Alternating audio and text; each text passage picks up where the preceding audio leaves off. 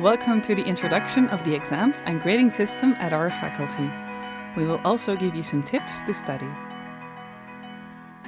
Ask any professor, what do you want your students to achieve? And the answer will be, I hope they gain insight into the matter. The Flemish subtle difference between to learn and to be taught. The main difference between those two is the active processing of the course. If you know everything by heart at the exam and you make no mistakes, you will get 10 out of 20. Professors take that for granted. You want to get higher scores?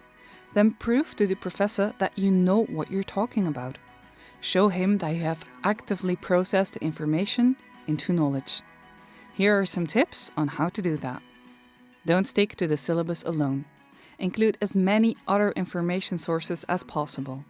Exercise sessions, lab sessions, examples from real life, other textbooks, open courseware, MOOCs, video lectures on the internet, information from your fellow students, etc., etc., etc. At first, all information will be like a long string of facts, so don't try to learn all this by heart. Here's a way to structure all this information.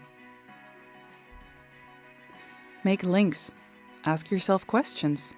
Read about it. Talk about it. Doing this, you'll see bit by bit that facts are interconnected into concepts, concepts into laws and axioms, laws into partial theories, and partial theories into theories. The concrete level will become more abstract or conceptual. The result is a triangle.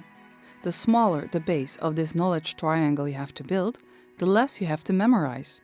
The deeper your insight, the more you can deduce, the better you can integrate new information, the more links you'll be able to make, the more original examples you'll be able to give, and the more applications you can explain. And last but not least, this will be very useful during the exams, and it can be a written exam, an oral exam, or an assignment. It will help you to use the elevator pitch. You know what that is? You know, professors have a lot of exams to quote, so your time is limited, and you might as well use it well. The first impression is decisive for the score you will get, so show him or her immediately that you have gained insight. Don't use full text, use schemes, figures, formulas.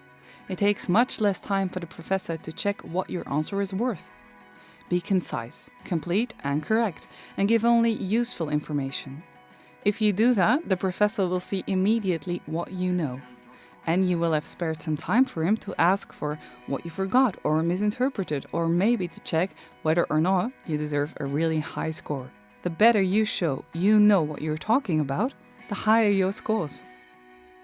Time to stop talking. Go to Toledo to give it a try and do the test. You will find different tests for some basic courses. Do the test. Go to Toledo and do the test. Do the test. Do the test. Do the test. And definitely do the test, trust me.